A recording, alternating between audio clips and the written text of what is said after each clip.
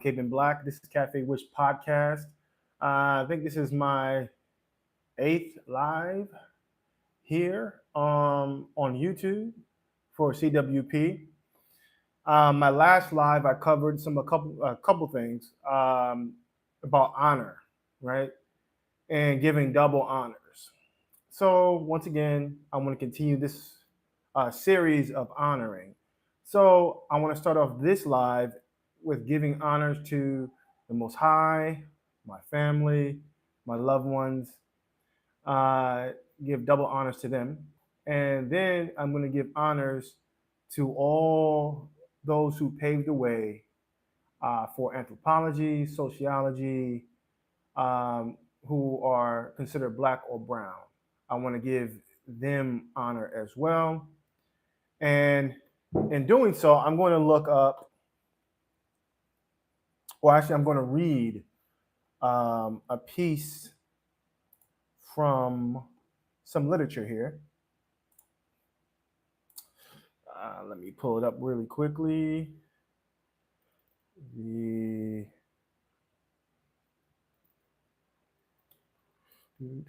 Hope everyone's having a good day, good afternoon, good evening, all that good stuff. Eat your meals, or if you're at work, whatever you're doing. Thank you for tuning in. Thank you for checking in this live out at Café Wish Podcast. Okay. Um,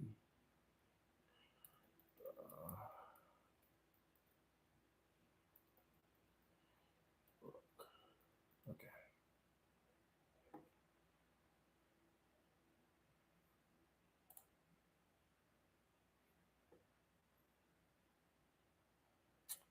All right.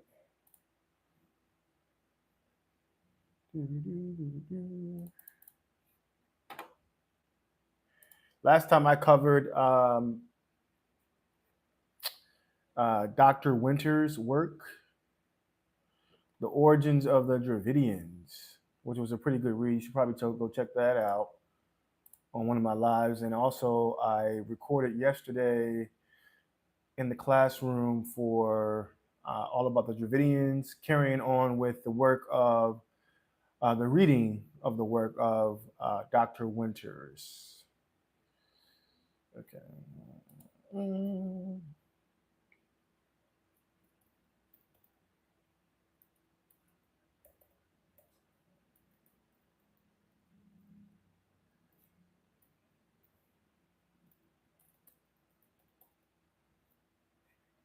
Mm-mm.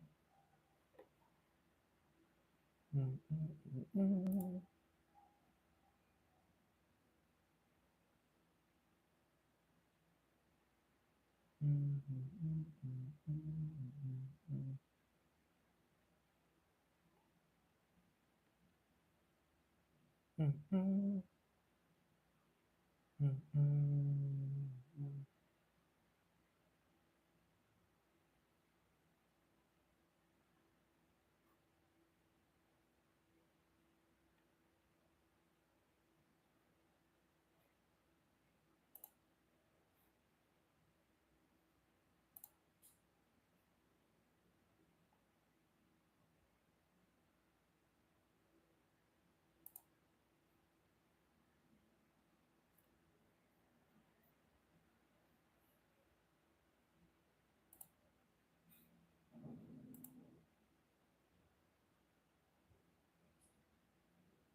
All right, so I'm going to cover today in this live. I'm covering uh, W.E.B. Du Bois, Dr. W.E.B. Du Bois. I'm actually going to read um, a little bit about W.E.B. Du Bois really quickly.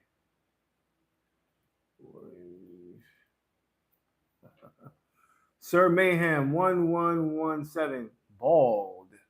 Okay. All right.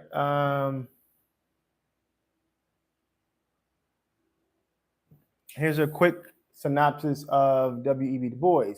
His name is William Edward uh, Buhart, Du Bois was an American sociologist, writer, historian, and Pan-Africanist civil rights activist. He was born in Great Barrington, Massachusetts. Du Bois grew up in a relatively tolerant and integrated community. Uh, he's best known for a pioneering a pioneer in sociology as a sociologist, historian, civil rights person who has contributed to the Black experience, the Pan experience of the African diaspora. He dedicated his life to advocating for the rights of an empowerment of African Americans. All right, so that's a quick summary of the great, legendary W.E.B. Du Bois. Now I am going to The Ultimate Truth 11. I'm white. Okay, welcome. And now let's read a sample of his work, one of his books, or writings entitled The Souls of Black Folk. So let's just take a gander here. Let's just take a look at this. All right.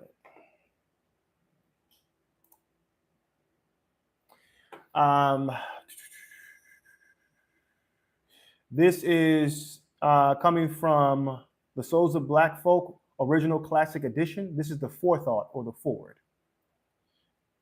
Herein lie buried many things which, if read with patience, may show the strange meaning of being Black, here at the dawning of the 20th century. This meaning is not without interest to you, gentle reader, for the problem of the 20th century is the problem of the color line. I pray you, then receive my little book in all charity, studying my words with me, forgiving mistake and fallible forsake of the faith of and passion that is in me, and seeking the grain of truth hidden there. The Ultimate Truth 11. I mean, my name is white. I'm introducing myself. I'm white. Okay. Hello, Mr. or Miss White. Welcome to Café Wish Podcast. I hope you are going to enjoy this live. I'm covering W.E.B. Du Bois. For all those who's checking in, good morning, good afternoon, good evening. If you're eating a meal, if you're on the job, if you're working, if you whatever you're doing, thank you for checking in. I'm reading from The Souls of Black Folk, Original Classic Edition by W.E.B. Du Bois. This is the forethought. Okay, I continue reading. I pray you, then receive my little book in all charity, studying my words with me, forgiving mistake and foible forsake of the faith and passion that is in me, and seeking the grain of truth hidden there. I have sought here to sketch in vogue, uncertain outline the spiritual world in which 10,000 Americans live and strive. First, in 2 chapters, I have tried to show what emancipation meant to them and what was its aftermath.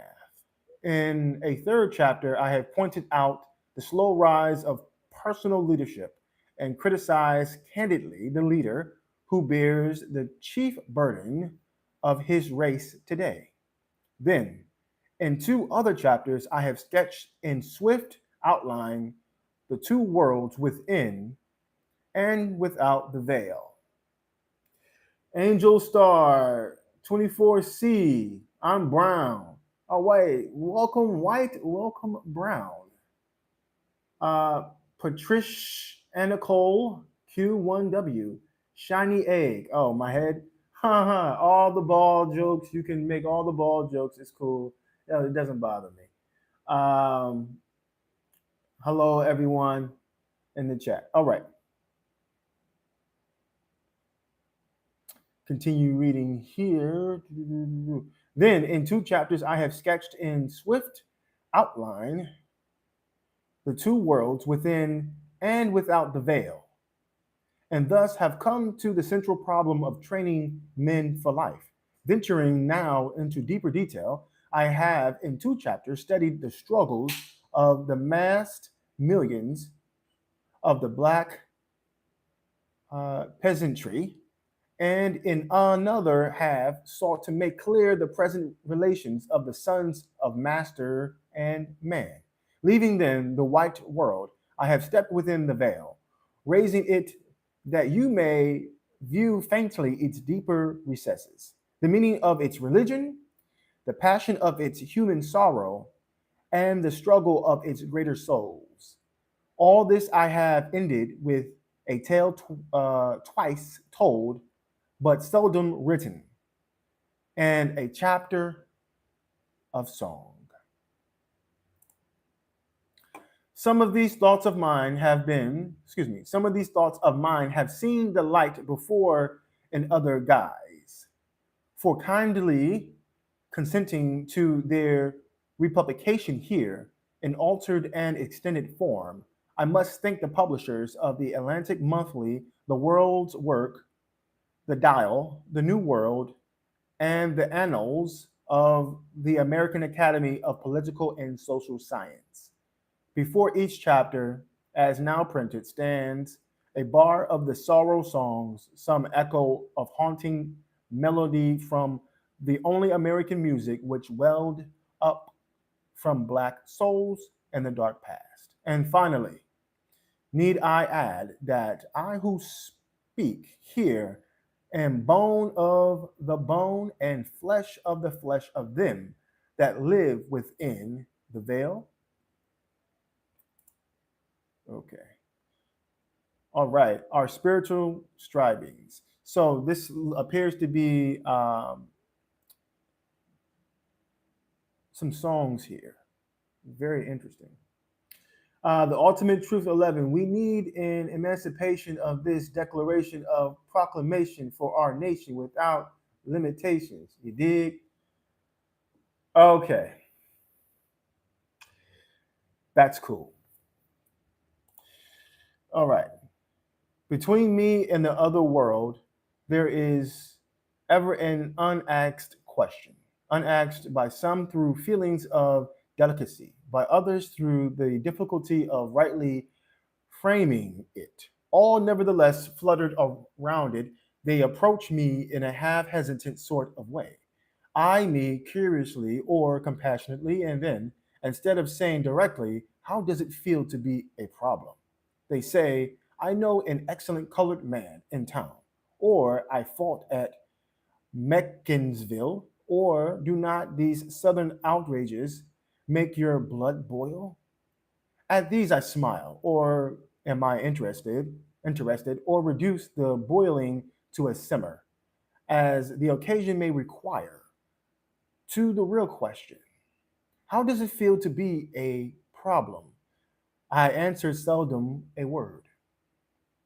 And yet, being a problem in a strange experience, peculiar even for one who has never been anything else, save perhaps in babyhood and in Europe. It is in the early days of rollicking boyhood that the revelation first bursts upon one, all in a day, as it were.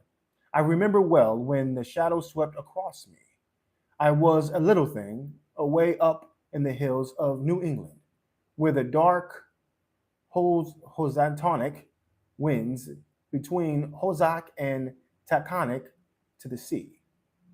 In Wee Woden schoolhouse, something put it into the boys and girls' heads to buy gorgeous visiting cards, 10 cents a package, in exchange. The exchange was merry till one girl, a tall newcomer, refused my card, refused it peremptorily with a glance. Then it dawned upon me with a certain suddenness that I was different from the others, or like, mayhap, in heart and life and longing, but shut out from their world by a vast veil. I had thereafter no desire to tear down that veil, to creep through. I held all beyond it in common contempt, and lived above it in a region of blue sky and great wandering shadows.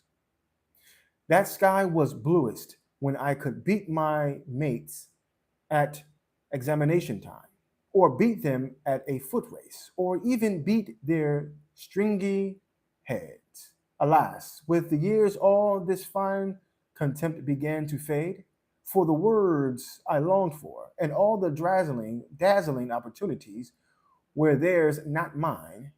But they should not keep these prizes. I said, some all, I would wrest from them. Just how I would do it, I could never decide. By reading law, by healing the sick, by telling the wonderful tales that swam in my head. Some way, with other black boys, the strife was not so fiercely sunny. Their youth uh, shrunk into tasteless uh, cacophony or into silent hatred of the pale world about them and mocking distrust of everything white, or wasted itself in bitter cry. Why did God make me an outcast and a stranger in my own house? The shadows of the prison house closed round about us all, walls straight and stubborn to the whitest, but relentlessly narrow, tall and unscalable to sons of night, who must plod darkly on in resignation of beat unveiling palms against the stone, or steadily half hopelessly watch the streak of blue above. After the Egyptian and Indian, the Greek and Roman, the Teuton and the Mongolian, the Negro is a sort of seventh son, born with a veil and gifted with second sight in this American world, a world which yields him no true self-conscious, but only lets him see himself through the revelation of the other world. It is a peculiar sensation, this double consciousness, the sense of always looking at oneself through the eyes of others, of measuring one's soul by the tape of a world that looks on in assumed contempt and pity. One ever feels his toneness. An American, a Negro, two souls, two thoughts, two unreconciled strivings, two warring ideals in one dark body, whose dogged strength alone keeps it from being torn asunder. The history of the American Negro is the history of this strife, this longing to attain self conscious manhood, to merge his double self into a better and truer self. And this merging, he wishes neither of the older selves to be lost. He would not Africanize America, for America has too much to teach the world and Africa. He would not bleach his Negro soul in a flood of white Americanism, for he knows that Negro blood has a message for the world. He simply wishes to make it possible for a man to be both a Negro and an American without being cursed or spit upon by his fellows, without having the doors of opportunity closed roughly in his face. So I'm taking a pause right here. It sounds like this is a very interesting memoir that is coming from Dr. W.E.B. Du Bois from his childhood. He's expressing his thoughts and his feelings and his opinions of what he experienced when he was a kid, when he hanged around white folks and black folks. And when he hanged around white folks, he didn't really feel accepted, nor did he feel as an American. When he hanged around his black folks or black family members or black peers, it just seemed as if there was a veil that he could not escape from. And nor did he try to tear down that veil, nor was he trying to escape it, but he was trying to understand who he was and who black people are within this veil. And it seems as if him going through this metamorphosis, if you will, this consciousness of the Negro at his time in his day, understanding that there was two minds, two Negroes, and two personalities here. Let me speak plainly. In other words, he had some opportunity here in his mind, thinking that, okay, I'm an American and also I'm a Negro, right? So to the American, I can never be an American. To the Negro, I'm just a Negro who is smart and educated, right? And I'm not fully accepted by the American, and I'm not fully accepted by the Negro. But yet I have to live in a Negro body, a dark body, and I have a mind that thinks like a American, but also thinks like a Negro, showcasing that there are two different realities here. That every Negro at this time, every African American or Black person at this time is going through. Having to live in this veil, as he's calling it, for some reason he can't rip it, he can't escape it, but he's identifying it. And he's also making mention, from what I understand, very poetically, by the way, he's making strong mention that everyone else, according to race or identity politics, they all have their own place and portion within America. It seems as the Negro is the only one who is the odd man out or odd woman out. And he's using comparative analysis to say the Negro is the only one, according to what he's experiencing from what I'm getting from his writing, the American Negro is the only participant in this American experience at this time of his day, is that they're the only ones who are forced to see themselves through other people's lens. First for the American white, then for everyone else. So that the American Negro is not able to see himself or herself or themselves through their own lens. We call that today code switching, right? Double consciousness is what he's using to use the term that we kind of use today that's relevant to what he's saying is code switching. Let's look that up. What's code switching?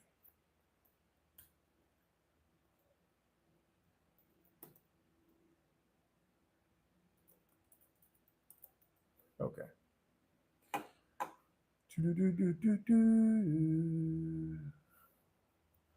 Okay, this is from Encyclopedia Britannica. Code switching, process of shifting from one linguistic code, language, or dialect to another, depending on the social context or conversational setting. All right. This is used by sociologists and also psychologists. And it also identifies researchers that they are interested in the ways in which code switching, particularly by members of minority ethnic groups, is used to shape and maintain a sense of identity and a sense of belonging in a larger community. Meaning, this is kind of echoing what Dr. Du Bois is saying about the dual consciousness.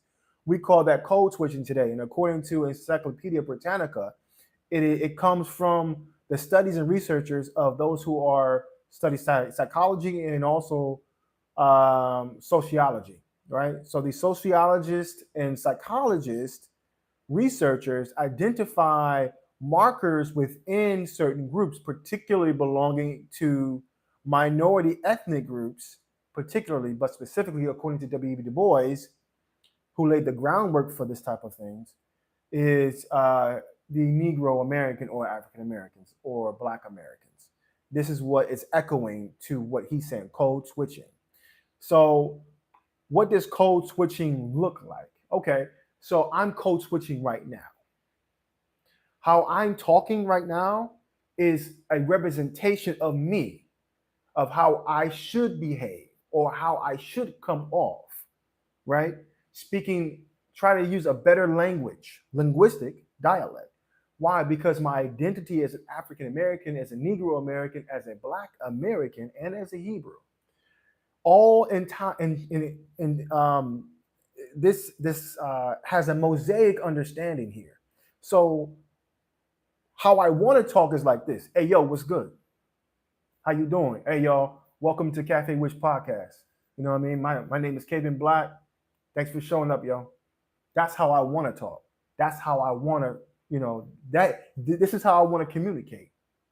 But I can't communicate that way because there are certain things as tropes and stereotypes, right? Because if I come off that way, there's a kernel of truth, according to the Jim Crow Museum. Stereotypes and tropes and stereotypes are based in biases created by white Americans during the Jim Crow era using kernels of truth, small little truths, and expounding upon it to make it bigger than what it is. So if I talk the way I want to talk that makes me feel most comfortable, it will be informal. But me being regular will just be an informal to you. So I'm like, hey, yo, what's good? How you doing? You know, I'm glad that y'all checking in. What's good? What's happening? Y'all feeling good? Y'all straight? Y'all good? You good? I want to talk that way, but I can't because you, or not you, not to make you feel uncomfortable, not saying you, pointing fingers. That's not what I'm trying to do. What I'm saying is that the people who are black and or who are not black will quantify that through the lens of the white American. Remember, because whiteness in film, you should go watch my segment entitled Whiteness in Film. You should also watch my other lives dealing with whiteness in film, because whiteness is broken down in film as a net zero to which all other races are matched or compared to. Meaning, as because we still live in the 21st century colonizing world, where we still live with the vestiges of slavery and colonization, right? Of white Euro. I don't know if you remember this, but white Euros colonized and had imperialism or imperialistic ventures that covered 80% of all lands. Meaning, as it's a good chance that 20% or less is Europe. Meaning, as the rest of the world has been colonized and the white Americans have imperialized America to the point through their capitalism, through their policies, through their religion, through their politics. Because of this, also connecting that to Jim Crow, which is a form of apartheid and caste system, by the way, that also was studied by the Germans and also studied by the Dutch, creating South African apartheid and also creating what they know today as the Holocaust. All these things were studied based upon how white Euro Americans treated my forefathers and foremothers, my ancestors. How am I making this connection? I'll speed you up to today. Code switching. Because whiteness in film demands that everyone compare themselves or juxtapose themselves or align themselves to the strategy of whiteness. Meaning, as whiteness is the prime, the creme de la creme, right? And whiteness in film, which is a real thing. In film, whiteness is the corporate look that everyone else must be compared to or compare themselves to. So whiteness in film is here and everyone else is here comparing themselves to whiteness. That shows up. Remember, art and film can be expressed this way. Follow along, please. So it's either life imitating art or art is imitating life. Either way, movies showcase how people think or what people are creating. Though it's an art form, art is a type of expression of culture, right? So, and whiteness in film is an expression of whiteness culture. It's an expression of how white Euro people globally see themselves and juxtaposed to everyone else. That's not me saying that. Those are researchers saying that. I encourage you to go check that out. Okay. But nonetheless, I want to talk in a very meager, relaxed, chill way. I want to talk in where I'm not have to be so proper or try to be proper. But once again, I will be judged by that. I will be looked at because of the stereotypes that white Euros put on Black Americans. How we talk and how we do this and how we do, oh, they're ebonics, all their slurs, or they don't know how to talk properly, oh, they're this and that and this and ignorant and rude and all that, blah, blah, blah, blah, blah. Right? These are real things. Now, some people may not understand all of this or the nuance of it because they may not live in America and they may not live in dark bodies. They may not live in Black bodies. They may not have those experiences, but they can relate to it because whiteness impacts us all. As an example, I'm in Asia, right? Asia is the number one exporter, not exporter, excuse me, the number one importer of whitewashing medication. So skin bleaching, whitewashing, whatever you want to call it. Asia is the number one importer all around the world, around the globe. Asia is number one. There's a reason for that.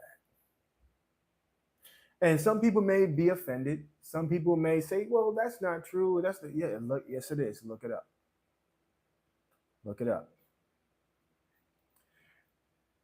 I'm saying this to say is that we all have our opportunities with whiteness and how we see ourselves. We all have been wounded. We all have vestiges. You can ignore it.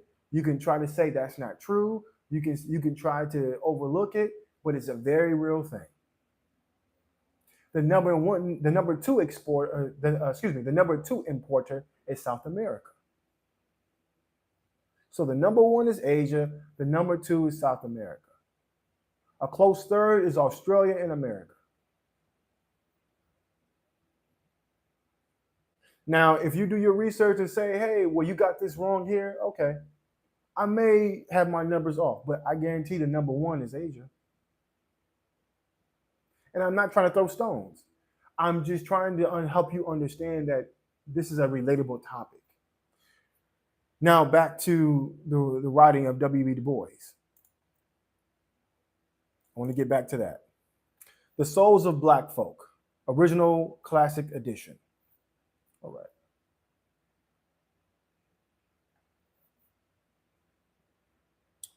Now I left off here. The history of the American Negro is the history of this strife, this longing to attain self-conscious manhood, to merge his double self into a better and truer self. In this merging, he wishes neither of the older selves to be lost. He would not Africanize America, for America has too much to teach the world and Africa. He would not bleach his Negro soul in a flood of white Americanism, for he knows that Negro blood has a message for the world. He simply wishes to make it possible for a man to be both a Negro and an American without being cursed and spit upon by his fellows, by American citizens, without having the doors of opportunity closed roughly in his face. This then is the end of his striving, to be a co-worker in the kingdom of culture, to escape both death and isolation, to husband and use his best powers and his latent genius. These powers of body and mind have in the past been strangely wasted, dispersed, or forgotten. What is he talking about?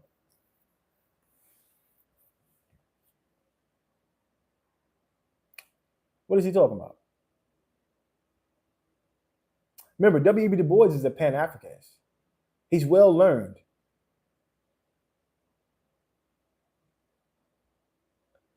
I'll read it again. These powers of body and mind have in the past been strangely wasted, dispersed, or forgotten. The shadow of the shadow of a mighty Negro. The shadow of a mighty Negro past flits through the tale of. Before I continue, what is he talking about? Just think about it. If you do, if I don't know, if you may not even be privy to this information, you may not even know. But black people ruled Europe during the Middle Ages.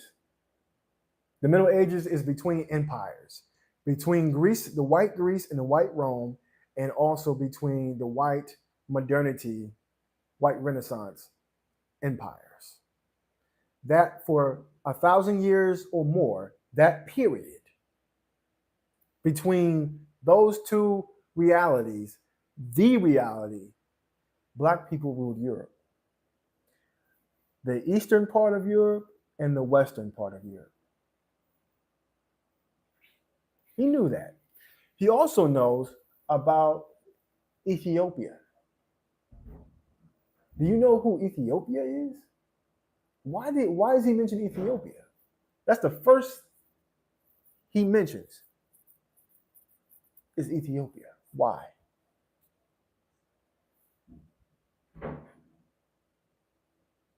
Just think about it. Why is he mentioning Ethiopia? Nubia? Oh, the Cushites? The Kemetic Shemitic, which is going to my hypothesis. The Kemetic Shemitic hypothesis, which is, in my opinion, this is according to my hypothesis, this is what I'm creating it for, to prove this, is that the Kemetic and Shemitic people of yesteryears, of yesterday, of antiquity, are the people who we know today as black and brown politically. So look up, if you need help to figure out who black and brown people are, Google it. Type in black people, type in brown people. It will populate a whole list of pictures. Now, there's some pictures that are going to be in there. You'll be like, I don't think they're black. I don't think they're brown. But look at the majority of them. That's who I'm referring to. Or pick up a book. Figure out who black folk are and who brown folk are. Who black people are and who brown people are. Politically. That's what my hypothesis is yielding towards. But Dr. W.E.B. Bois, I'll read it again. These powers of body and mind have in the past been strangely wasted, dispersed, or forgotten. How were these things done?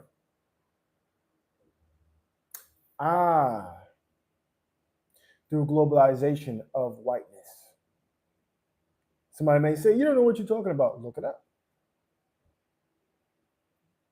When black people ruled Europe, on the eastern part and the western part. What happened? Two important dates, January 2nd, that would be 1492, and then August 3rd. January 2nd, August 3rd, 1492. And then look up the 30-year wars, 1618 to 1648. Study those dates. Look between 1492 and 1648 and figure out all in between what was going on there. That would give you your picture.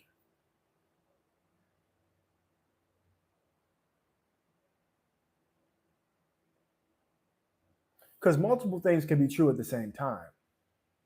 The black empires began to fall after 1492 in Europe and also globally. in Africa and Asia. Remember, if I don't know if you remember, if this is your first time watching, maybe you don't remember, maybe you haven't seen it. But in one of my lives and one of my classrooms, I talked about how in whiteness and film, and regarding that, how the Eurasianism began in the late 19th century. Around the same time Darwinism, the classification of races, began. And at the same time where the world of worlds, as I like to say, were beginning to uh, be emancipated, be freed from their slaveries in Asia, in Africa, Australia, South America, North America, globally. And that they began to decolonize, start the process of decolonization. And it's important to know that. So you have a point of reference to know what is being discussed here at CWP, Café Wish Podcast, in the classroom and also in my lives. But if you don't want to research these things, just follow along if you want, and you can learn as I'm continuing to learn. I don't know everything. If I did, I sure enough wouldn't be here. I'll be somewhere else doing something else. So I don't know everything. I'm still learning and I'm still acquiring more knowledge and I'm still breaking things down. And as I begin to know things and begin to be enlightened things, I share. And things I already know, I share as well. But it's important to understand how we got here. And after we got our globally, the people, humanity, Homo sapiens sapiens, got their freedom from white Euro people who were also Homo sapiens sapiens. After they divided up the world of worlds, and we were gaining our freedoms from all these atrocities, what's important that Asia had, before Eurasianism took off once again in the late 19th century, it's very important to understand that they had a black nationalism prior to initially before any of what Eurasianism took off, which is in the late 19th century, Asia had a black nationalism, meaning that they knew who they were. They knew this history. They knew that they were black. They identified with blackness. They identified with Africanness. They identified with being who they are, who they were. If you look at old pictures of yesterday and then look at pictures today, it's like two different ages, two radically different ages. And this is not me throwing stones. This is what it is. If you haven't done any research or you haven't done this, that's okay. And if you feeling some type of emotional distress, or maybe not, maybe you don't feel anything, or maybe you're just like, okay, this guy is a quack, he doesn't know what he's talking about. Well, that's fine too. But at the end of the day, I encourage you, have the courage to research and look these things up so you can see for yourself. Asia had initially embraced a black nationalism. So this is before W.E.B. Du Bois wrote this. This was written in the 20th century.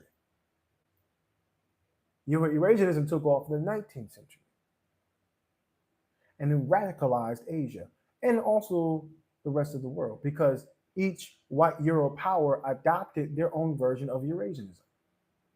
America called it American exceptionalism. Same.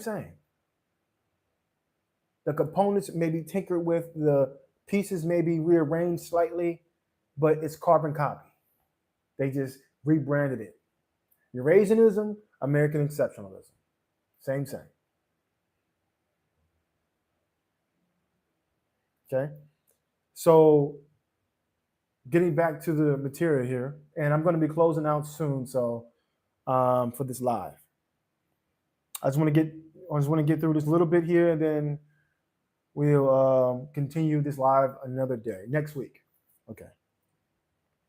But I'm probably going to carry on with this piece right here in another classroom, in the classroom. So if you want to go check that out once I upload that or record that and upload it. It'd probably be next week. All right. The shadow of a mighty Negro past flits through the tale of Ethiopia, the shadowy, and of Egypt, the Sphinx. Through history, the powers of single black men flash here and there like falling stars. I hate. I don't hate. I don't mean to say that. I have to stop here. Why did he say falling stars? So you got to catch everything. Most people would just read over great minds like this, like Dr. E.B. Du Bois, like Dr. Ahmad Winters, Dr. Clyde Ahmad Winters, great minds like Zora Neale Hurston. You can't just read over their stuff because they're writing stuff in there that you got to really be in the know. You have to know history to understand. You really have to understand history to read and to really pick up what they're putting down here. And he says, through history, the powers of single black men flash here and there like falling stars. Why did he say that? And die sometimes before the world has rightly gauged their brightness. Why did he say that? What is he talking about here? Here in America, in the few days since emancipation, the black man's turning hither and thither in hesitant and doubtful striving has often made his very strength to lose effectiveness, to seem like absence of power, like weakness. In other words, the fight is no longer in him, in her. At this point, they have lost their zeal. They have lost their passion. They have what it seems like they have lost their minds and their power from who they were, completely destroyed. How does he know that to compare this to something else? He knows history. So he's comparing how his people are at that time in the 20th century to who they were. He's comparing them. And he's saying this ain't one-to-one here. It's slightly off scale. Who we were yesterday is not who we are today and is radically different.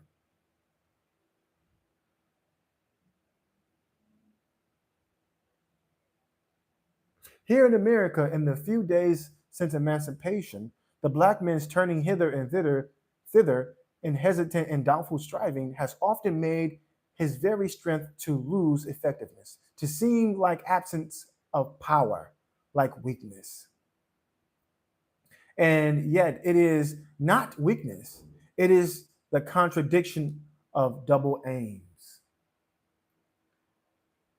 The double aimed struggle of the black artisan. The double aimed struggle of the black artisan. On the one hand, to escape white contempt for a nation of mere hewers of wood and drawers of water. Why is he saying that?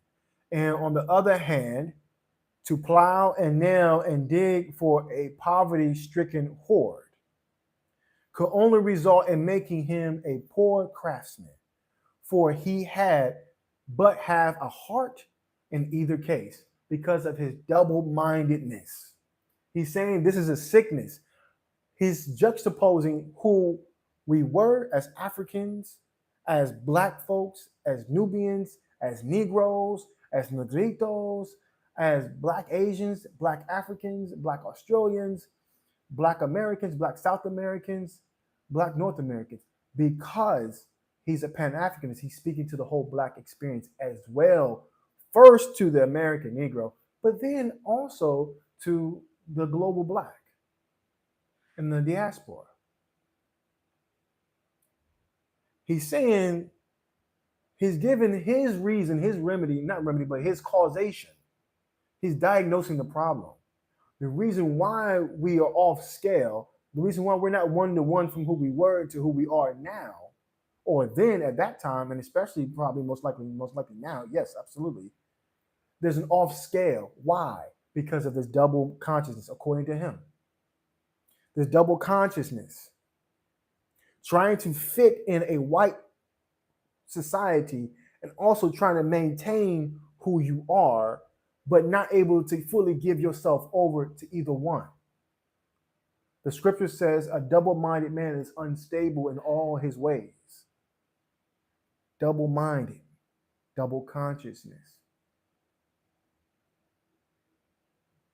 Because he's double-minded, he can't please his white peers and he can't please his black peers because he's trying to be both. He's trying to be what the white man wants him to be, and he's trying to be what he needs to be for his black people. But he can't give both all the way. So because he can't give both, because he feels he's in a situation, the veil, because he's surrounded by a veil of whiteness, he has to survive and strive and have excellence, but he can't do it all the way because this double-minded consciousness is wrecking his brain. He can't fully give himself over to all of who he is and all of who he was. And at times, he don't even have the passion to do it, the desire to do it. He doesn't have the desire to be fully American, nor does he have the desire to be fully Negro. He's just existing, fighting to live another day. He's just trying to survive. And because of his dual consciousness, he can't commit to anything.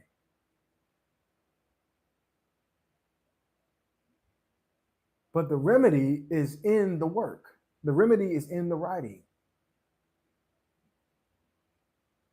He says, until we be able to fully understand who we are and be fully American in our blackness, in our Negroness. But until we are able to clearly define who we are, no matter where we are, we're always going to battle with this double consciousness. In my opinion, do Asians battle with double consciousness? Absolutely. Do Africans battle with double consciousness? Absolutely. I believe that. I think that. That's my opinion. I agree with W.E.B. Du Bois here when it comes to double consciousness. Do minority black and brown people in Europe who are European, black and brown Europeans, do they have a double consciousness? Absolutely. Do South Americans who are black and brown have a double consciousness? Absolutely. Do Americans who are black and brown have a double consciousness? I believe that. Yes. But let's just see. I just gave my opinion on what the remedy is based upon what he's saying. He says here, the history of the American Negro is the history of this strife, this longing to obtain. The history of the American Negro is the history of this strife, this longing to attain self-conscious manhood, to merge his double self into a better and truer self. This merging, he wishes neither of the older selves to be lost. He would not Africanize America, for America has too much to teach the world in Africa. He will not bleach his Negro soul and a flood of white Americanism, for he knows that Negro blood has a message for the world. So what is, according to W.E.B. Du Bois, what's his goal, or what is the black man's goal at this point in time when he's writing, from what I'm getting? This longing to obtain self-conscious manhood, to merge his double self into a better and truer self. And this merging, he wishes neither of the older selves to be lost. But in this battle, He don't want to let go of who he was, but he ain't trying to Africanize America either, because he's trying to be American. But it's in the striving to merge the two, but having never been successfully be able to do it. In my opinion, and maybe this is a little too early to give my opinion on this, but I'll just quickly say I think I could be wrong. Let me just say that I could be wrong. The best thing to do, or one of many solutions, as I'm rediscovering myself day by day, not like I didn't know myself, but I'm finding more of myself through history and finding more of myself as I'm researching. I'm finding more of me as I'm putting into different experiences, thinking about the past, thinking about now. Each way, it's like walking down a hallway with a flashlight. In each way you go, things become more clear and clear to you as you go and see things. As you go and see things, you can see things differently the further you go with a flashlight. And every step you take, behind you is all lit, but in front of you it's dark. But you have a flashlight, and you just got to take each step. That's what I mean.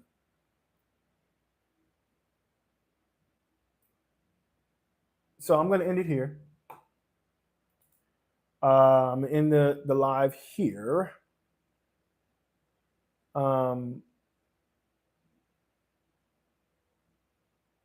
And thank you for checking out this podcast episode here, this live, I should say.